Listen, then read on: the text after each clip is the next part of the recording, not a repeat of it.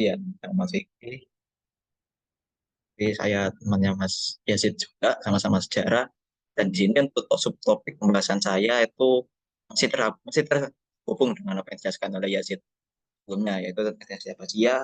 Dan untuk fokus kita pada pertemuan kali ini adalah pada faktor eksternal terkait kemunduran Abbasiyah, di mana nanti ada peran dengan bangsa asing.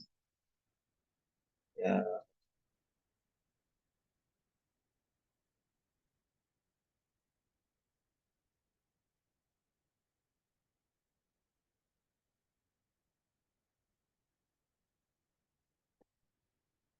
baik seperti yang terlihat pada tampilan kita saat ini, terlihat ada tulisan bahwa perubahan dari masa jayanya dinasti Abbasiyah menuju ke masa kemundurannya dimulai dari pemerintahnya Khalifah Al-Ma'mun yang berkuasa pada tahun 813 hingga 833 Masehi. Dia menempatkan saudara kandungnya yaitu Al-Muhtasim yang berkuasa pada tahun 833 sampai 843 Masehi. Nah, di mana hal tersebut dilakukan yaitu menempatkan Al-Muhtasim sebagai penerus dari Khalifah sebelumnya itu Al-Ma'mun supaya menghindari penguasaan Persia yang telah membuat kewalahan pemerintahan Daulah Abbasiyah. Jadi pada saat itu kan wilayah kekuasaan Abbasiyah juga meliputi wilayah Persia. Nah, namun wilayah Persia ini tidak sepenuhnya jadi bilang menurut sehingga dia rada memberontak. Dan kemudian ketika Al-Muqtasim menjadi pemimpin, dia mengalihkan ibu kota dari Daulah Abbasiyah itu yang awalnya berada di Baghdad, kemudian dipindahkan ke kota Samara yang jaraknya itu sekitar 75 kilometer dari hulu sungai Tigris. Buat sungai Tigris ini tuh letaknya di Irak sekarang dengan membangun kediaman raja-raja dan penginapan militer. Nah, jadi di kota Samara itu kemudian dia dibangun ini apa tempatnya buat raja semacam istana mungkin seperti itu. Kita membangun tempat kamp untuk membuat apa, sebagai tempatnya tentara yang disebut sebagai dengan tempat militer ini. Dan pada saat itu menghadirkan 250.000 tentara Turki untuk tinggal di penginapan militer. Jadi pada saat itu Khalifah Abbasiyah ini juga tidak hanya menggunakan tentara, dia itu nggak murni dari orang Arab yang ada di kekuasaan dia, namun dia juga mendatangkan orang-orang Turki. Orang Turki di sini bukan Turki sebagai negara yang kita kenal sekarang, tapi Turki di sini adalah sebagai sebuah bangsa. Jadi mereka itu ya orang dengan suku yang sama gitu. Nah, pada saat itu orang-orang Turki itu adalah orang-orang yang nomaden. Jadi mereka pakai kuda kemudian juga jalan-jalan gitu, gajah. Dan jadi di sini orang Turkinya ini adalah orang-orang yang sudah menjadi agama, jadi Muslim telah menjadi mualaf dan mereka memiliki kemampuan perang yang mumpuni sehingga didatangkan oleh Khalifah Abbasiyah. Demikian juga dengan sebagian dari kastil yang dibuatnya demikian pada pemimpin klan Turki. Jadi orang-orang Turki ini datang tidak hanya langsung datang bergerombol 250.000 orang datang begitu saja, tidak. Pastinya mereka juga punya seorang pemimpin. Nah, pemimpinnya ini diberikan tempat untuk menginap khusus. Bagian mungkin dari bagiannya penginapan militer, mereka ada kamar khususnya gitu. Dan untuk memperkuat pemerintahan dari Abbasiyah ini, dia juga merancang angkatan bersenjata yang terbentuk dari budak Turki. Jadi ya pada saat itu perbudakan masih oke-oke saja, tidak masalah. Walaupun sebenarnya kan kalau sekarang kan nggak boleh perbudakan itu ya. Kalau dulu ya nggak apa-apa. Dan budak tersebut dijadikan tentara. Selain mereka disuruh-suruh bersih-bersih atau melakukan apa, tapi mereka juga jadi tentara. Dan yang di kemudian hari itu akan menjadi tentara yang sangat kuat dan bahkan mendekat dinasti sendiri namanya dinasti Pahlavi. Tapi itu nanti pada masa Abbasiyah ini.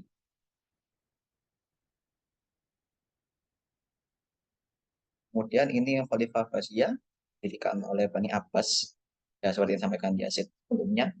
Tapi pendirian itu dilakukan dengan bersekutu dengan orang-orang Persia. Kemitraan itu dibujuk oleh Tasis Banding ya seperti kalian baca di sini lah buat dinasti tersebut.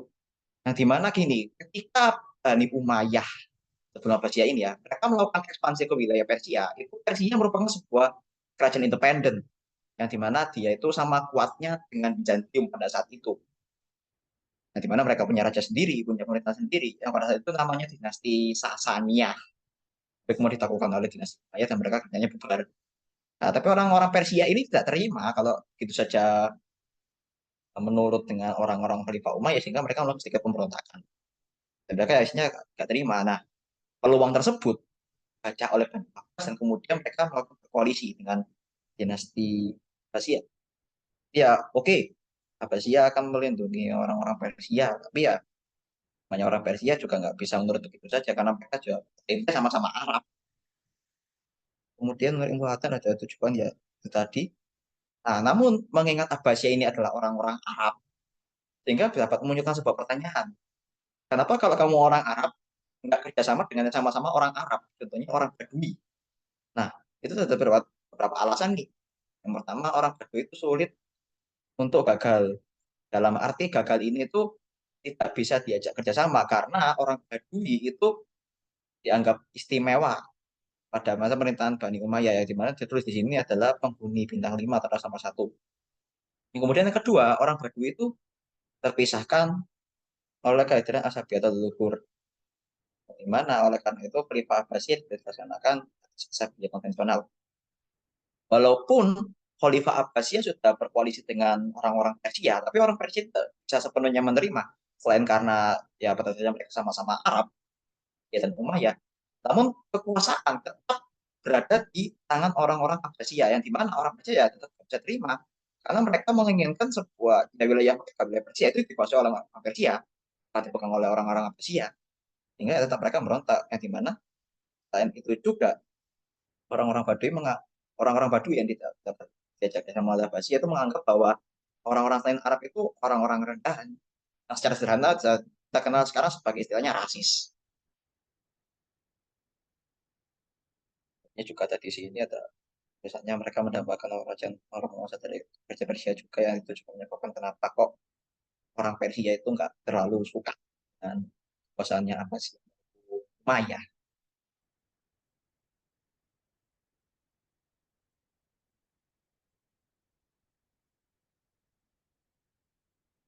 Kemudian untuk berikutnya tes tes tes baik. Suara saya sudah terdengar. Udah. Kak, terdengar. Udah, Ya, Kak. baik. Kak. Baik, saya lanjutkan.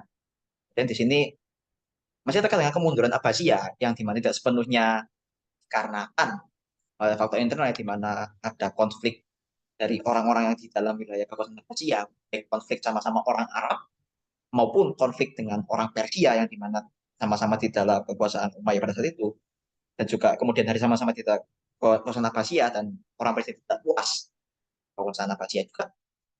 Kemunduran Abbasiyah juga disebabkan oleh faktor eksternal, yaitu ada dua kedatangan, terutama kedatangan bangsa asing. Yang pertama kedatangannya dari barat oleh tentara salib dari Eropa dan kemudian dari timur oleh bangsa Mongolia. Untuk yang dari barat, orang-orang tentara salib itu secara sederhana orang Kristen Eropa itu ingin tanda kutip mengembalikan kekuasaan di Yerusalem karena mereka menganggap bahwa Yerusalem itu sebenarnya tempatnya Kristen pada saat itu ya di mana keagamaan pada saat itu sangat kuat. Islam ya Islam, Kristen ya Kristen.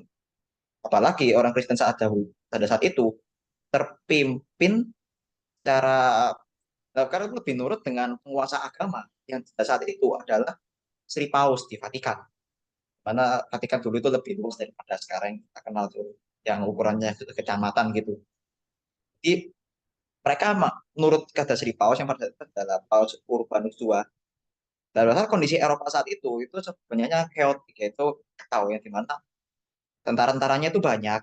Mereka juga bisa dibilang punya kemampuan yang mumpuni untuk berperang, tapi mereka malah menjarah wilayah mereka sendiri. Jadi Eropa malah dijarah oleh orang-orang Eropa sendiri sehingga daripada para satria-kesatria ini malah rusuh di wilayah Eropa, lebih baik kita arahkan ke berperang ke tempat lain sehingga mereka tidak merusak wilayah Eropa. Yang dalam hal ini mereka dialihkan ke wilayah Timur Tengah untuk menyerang daerah Islam yang saat itu target utamanya adalah Yerusalem. Selain itu, orang-orang Eropa ini juga diminta data selain karena si Paus. Si Paus ini juga dapat surat dari kerajaan Bizantium, Romawi Timur yang sebelumnya menjadi kekuatan besar di wilayah Mediterania Timur. Nah, mereka minta tolong, Bizantium ini minta tolong karena wilayah mereka itu diserang oleh orang-orang Turki, ya orang-orang yang sama yang dipanggil ini, tapi mereka mungkin beda pemimpin gitulah. Beda klan. Kalau yang menyerang orang-orang Bizantium ini tuh namanya klannya Turkinya Turki Seljuk, di mana mereka ya benar-benar wilayah Turki sekarang itu dibabat habis-habisan sampai wilayahnya Bizantium yang berkuasa di Turki itu gak ada lagi, hampir gak ada, mepet Konstantinopel. Kemudian raja dari Bizantium waktu itu minta tolong, tolong saya butuh bantuan, gitu. Dan ya pasti kira tentara, kemudian sama perang salib, itu juga datanglah tentara Eropa, mereka mengembalikan wilayah-wilayah Romawi Timur, dan kemudian setelah wilayah Romawi Timur itu hampir dikuasai, mereka menuju ke arah selatan, ke wilayah yang kita sekarang kenal sebagai negaranya itu Suriah, Lebanon, dan juga Palestina. Nah, di mana kota-kota pesisir itu dikuasai. Nah, di mana kota-kotanya sini terlihat di bagian bawah ini ada wilayah Naisия, desa, itu Maghrib atau Yerusalem itu, kemudian kota Akka, Tripoli, dan kota Tyre. Ini kota-kota, nama-nama kota yang di bawah ini itu adalah kota-kota di wilayah Suriah, Lebanon, dan juga Palestina. Semuanya pada saat itu. Dan tentara Salib ini bisa dibilang mumpuni untuk awalnya, karena mereka memiliki kekuatan eh, peralatan yang lebih mumpuni. Karena saat itu orang-orang Arab itu berperannya itu cukup dengan mobil, mereka mengandalkan mobilitas. Jadi mereka pakai kuda, terus kemudian bagian baju zirah atau baju pelindung mereka gunakan itu enggak sekuat milik Eropa yang kebanyakan pakai besi banget gitu. Sehingga untuk mengatasi tentara seperti itu dibutuhkan senjata yang lebih kuat untuk menusuk. Kemudian yang kedua, bakar. Karena mereka pakai besi, panas. Kalau panas mereka sudah melepasnya, sehingga mereka bakal panggang, bisa kayak gitulah. Pada akhirnya ya perang salib ini tidak jadi sepenuhnya perang agama, karena perang karena malah beralih ke ekonomi. Kenapa kok malah jadi ke ekonomi? Karena mendatangkan tentara salib dari Eropa seperti katakanlah wilayah sekarang kita kenal sebagai Prancis, Inggris, dan Jerman, itu mereka harus lewat laut. Lewat laut mereka butuh kapal. Dan yang penyedia kapal itu tidak bisa sepenuhnya dari Bizantium, karena Bizantium ya mereka tidak kelamaan jalan lewat darat, mereka lebih pilih lewat laut, di mana itu dikuasai, jalur laut itu dikuasai oleh orang-orang Venesia dan juga orang-orang Genoa pada saat itu. Mereka memonopoli karena ada kesempatan nih, daripada saya sekedar berdagang saja, ya saya sediakan jasa angkut untuk tentara ini ke apa, ke wilayah ini apa, Yerusalem dan sekitarnya, dan mereka menggunakan harga yang mahal. Jadi ke ekonomi. Dan pada saat itu, Abbasiyah yang sudah memiliki konflik internal, mereka belum tidak mampu untuk melawan tentara salib secara keseluruhan, sehingga mereka cari orang, tentara lagi. Dan tentara yang mereka datangkan, ya tentara Turki yang 150 orang tadi. Mereka menunjuk pemimpinnya, waktu itu pemimpinnya itu Nuruddin Zengi. Nuruddin Zengi itu menyerang ke wilayah, jadi kekuasaan tentara salib dengan Naisия, Edesi dan kawan-kawan ini, menyerang ke arah barat sampai ke wilayah Mesir. Sekalian dia membabat kekhalifahan Fatimiyah yang saat itu berbeda cabang Islam mungkin dengan Khalifah Abbasiyah. Ya, di mana Khalifah Abbasiyah ini secara sederhana mereka itu Sunni, dengan Fatimiyah mereka itu Syiah. Dan karena ada perbedaan tersebut, sekalian diserang oleh Nuruddin Zengi yang kemudian digantikan oleh Salahuddin Al-Ayyubi, atau yang dikenal sebagai Saladin.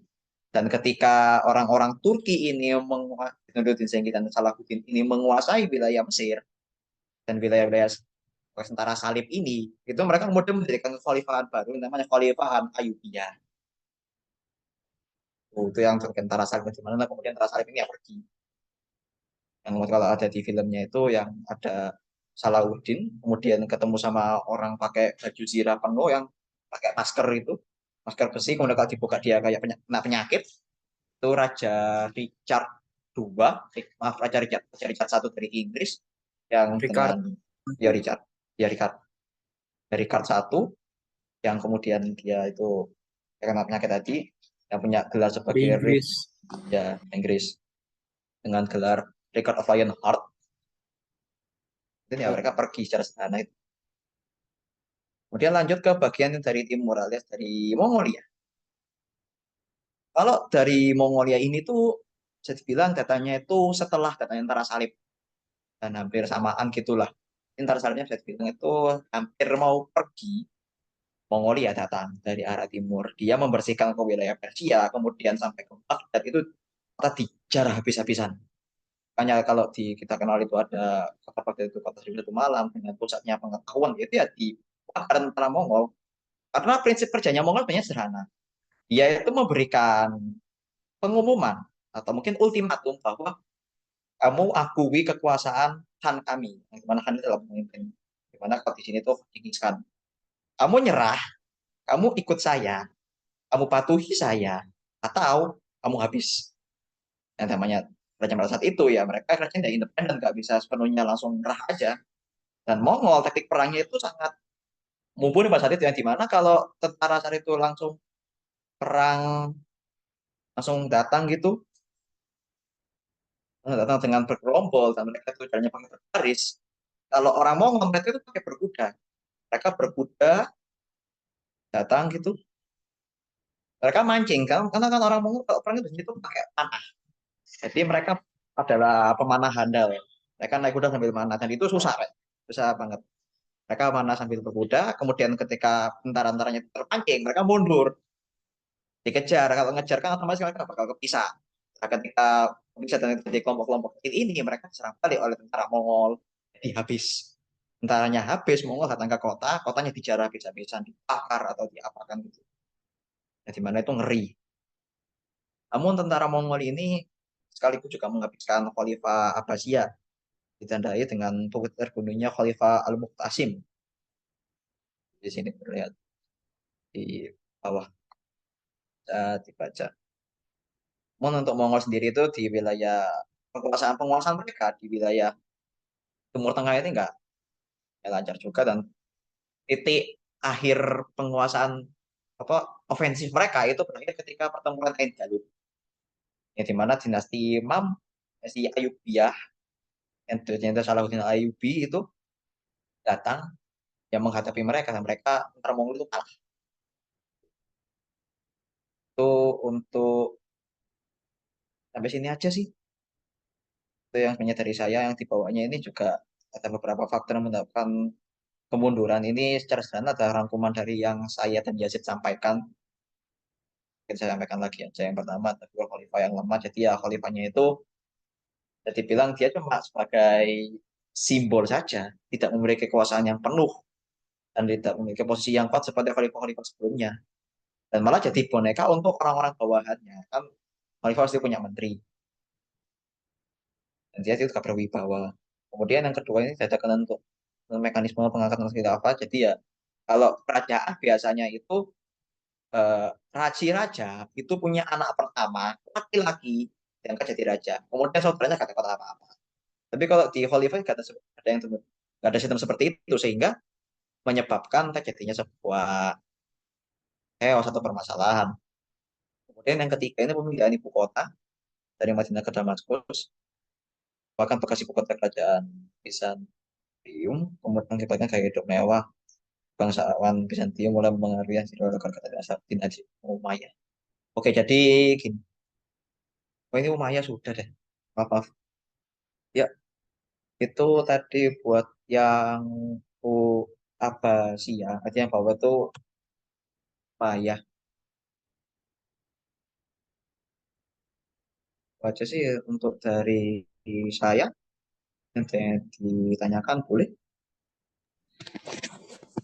Kak yang berhasil mengalahkan Mongol bukannya Saifuddin dong kak? Oh ya, untuk yang Mongol memang Salahuddin, dinasti Bukan Ayyubiyah tadi. Saifuddin. Salahuddin, Saifuddin Mahmud. kalau saya sebut Mahmud. Kalau saya kesalahan pada penyampaian itu tadi. Namun pada intinya tuh dinastinya masih sama, Ayyubiyah. Kemudian ceritanya itu ya tadi ada Ayyubiyah, kemudian itu digantikan oleh Mamluk. Apa ganti nama aja sih? Mamluk. Ya, terima kasih ya. Ada lagi. Kalau kata mungkin bisa saya alihkan ke Yazid lagi. Saya panggilkan orangnya bentar, bentar. Tadi Yazid. Silakan.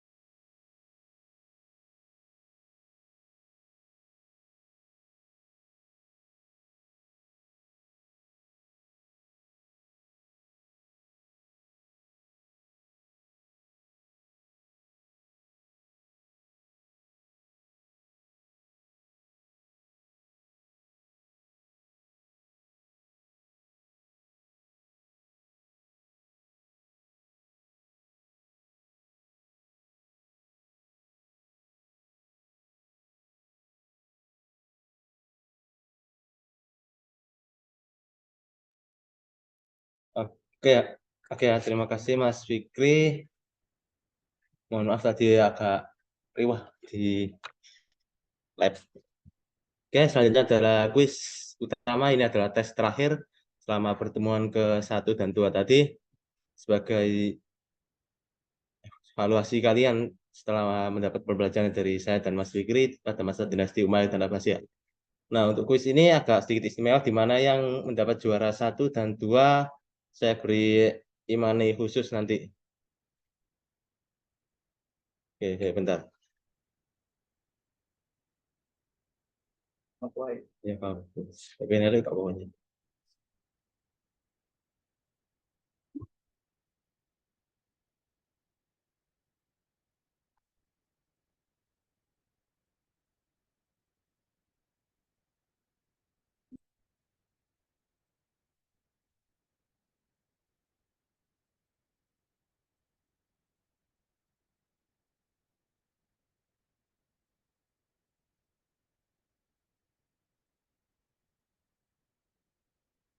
Oke, silahkan bisa join ke kuis lagi. Ini adalah kuis final dari pertemuan pertama dan kedua. Silahkan masuk, saya tunggu 9.42. Saya tunggu 5 menit ya. Tunggu 5 menit untuk masuk ke kuis. Silahkan join menggunakan akun Chrome atau browser kalian masing-masing.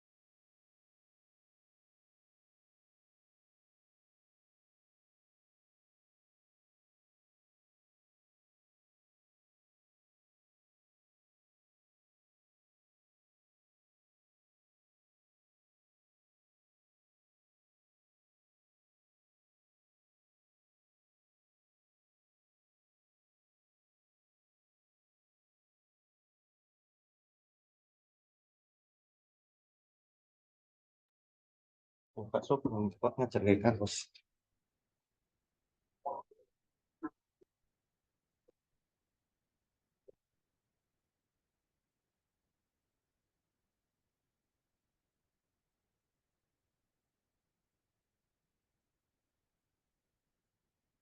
Oke, masih 7 orang yang gabung.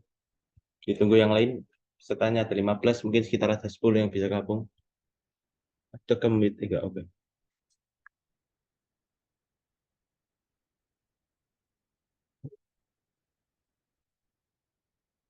Silakan.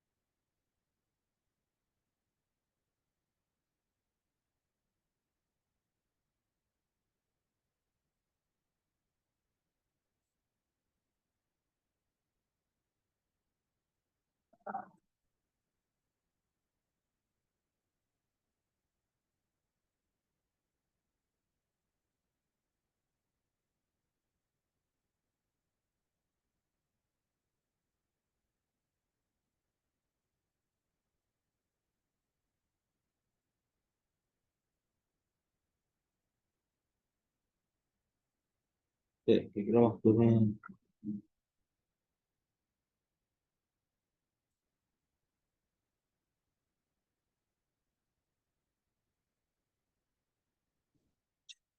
Mandi. Terus.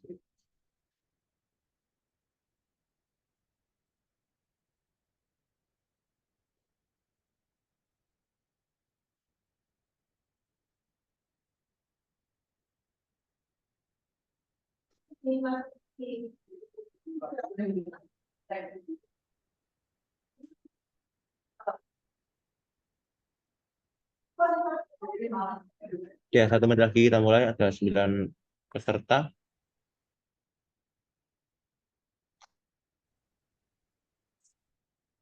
Oke, sesuai dengan tadi yang saya bilang, 2 orang yang mendapatkan nilai tertinggi silahkan WA saya, nanti saya berikan nomor WA saya, disertakan dengan bukti screenshot kalian, hasil akhir kalian. Nanti ada leaderboardnya. Nanti screenshot silahkan kirim ke saya kasih hadiah nanti. Hadiahnya e-money.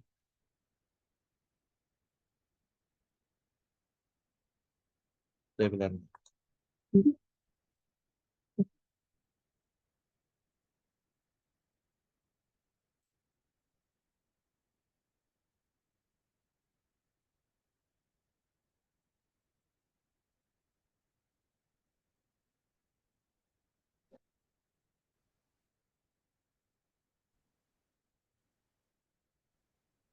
Oke, waktunya sudah 9.42. Silahkan kembali ke Chrome masing-masing.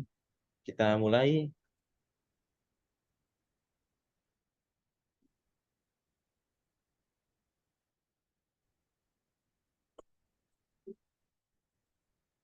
Oke, waktu kalian mengerjakan 10 menit sampai 9.52.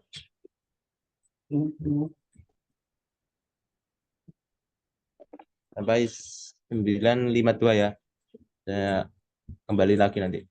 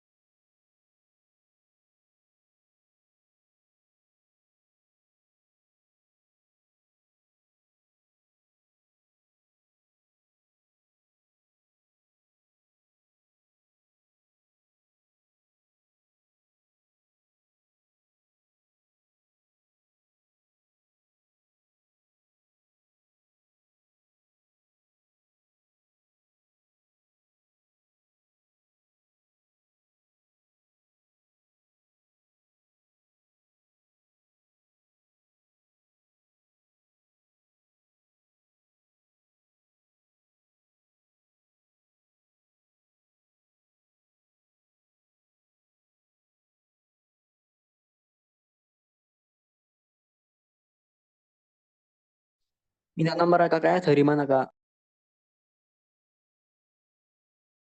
Ya apa? Rehan? Minta nomor kakaknya dari mana? Nanti saya kasih di chat Zoom, Oh iya. misal tingkat 1 dan 2 sudah terdapat di data nanti. Ntar 2 menit lagi selesai kuisnya ya.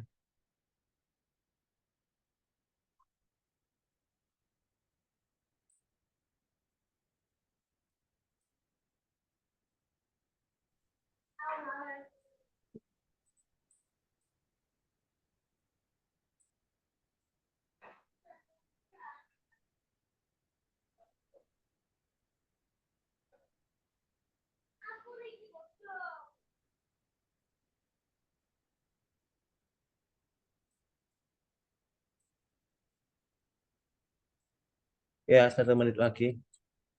Yang sudah selesai ada 4 anak, sisa 5 anak lagi yang belum selesai. Ayo. Bismillah nggak digeser.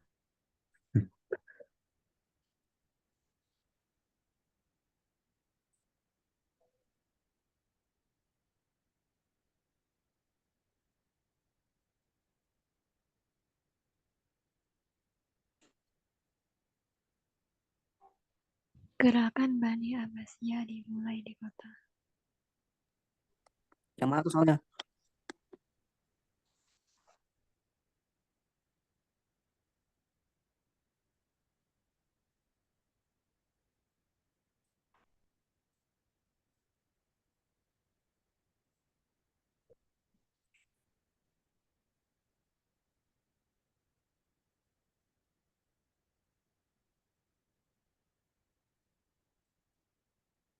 Oke, 2 menit lagi. Oh ya, 8 menit ya. Saya tambah, kasih waktu tambahan 2 menit. Oke, tinggal 2 anak.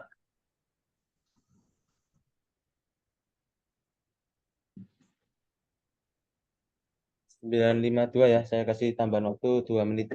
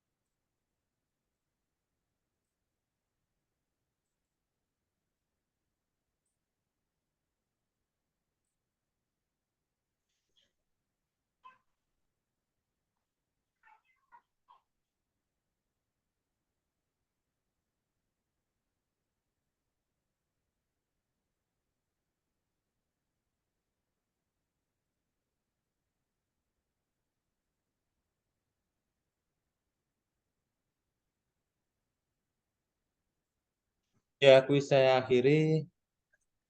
Dan ya, ini ada satuan F belum selesai, tapi ya mohon maaf karena sudah jamnya 9.52. Saya akhiri kuisnya. Oke, kita lihat peringkat pertama, kedua, ketiga.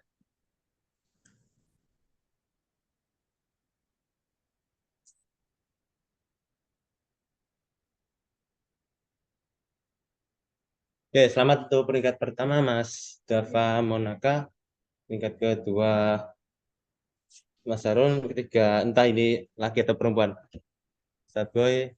Oke, tapi yang saya beri hadiah hanya peringkat pertama dan peringkat kedua. Silahkan chat saya di WA. Bentar, ini nomor saya. Oke, silahkan chat. Dengan bukti screenshot kalian dapatkan poin segitu. Atau enggak ya screenshot lah. Oke,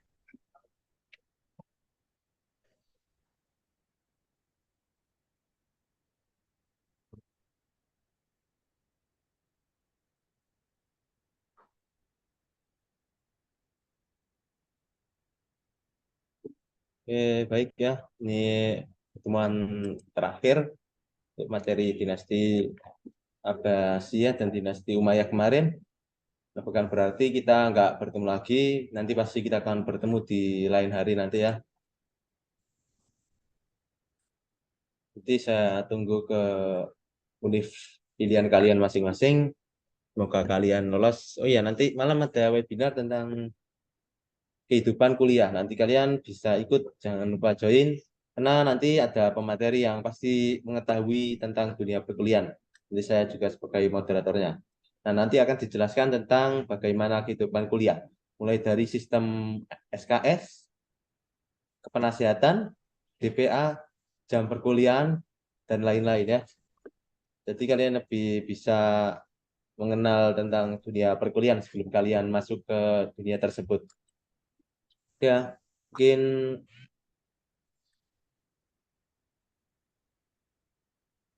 untuk pertemuan kali ini saya mohon maaf apabila selama 3 pertemuan kali ini saya kurang maksimal dalam mengajar karena ya kita sama-sama belajar juga. Saya berharap kalian masuk ke universitas pilihan kalian masing-masing. Saya tunggu kabarnya nanti di bulan Juni ya, Juni. Kalau nggak, ya bulan Juni nanti saya Amin. tunggu kabarnya. Mohon doa restunya Pak Kak. Ya, doa saya selalu bersama kalian nanti ya. Masuk kuliah, kuliah yang tenang, kuliah yang pintar nanti. Ya, siapa tahu nanti ada yang jadi mahasiswa berprestasi nanti kalau sudah masuk. Oke ya, untuk Ya, jadi materi rekannya SKI Pak Kak. selanjutnya nanti kembali ke Mas Zaidan dan Mbak Umi Saadah. Saya sudah selesai untuk 3 pertemuan. Mohon maaf juga apabila ada salah kata maupun perbuatan. Ihdinas siratal mustaqim. Saya akhiri. Assalamualaikum warahmatullahi wabarakatuh. Waalaikumsalam warahmatullahi wabarakatuh.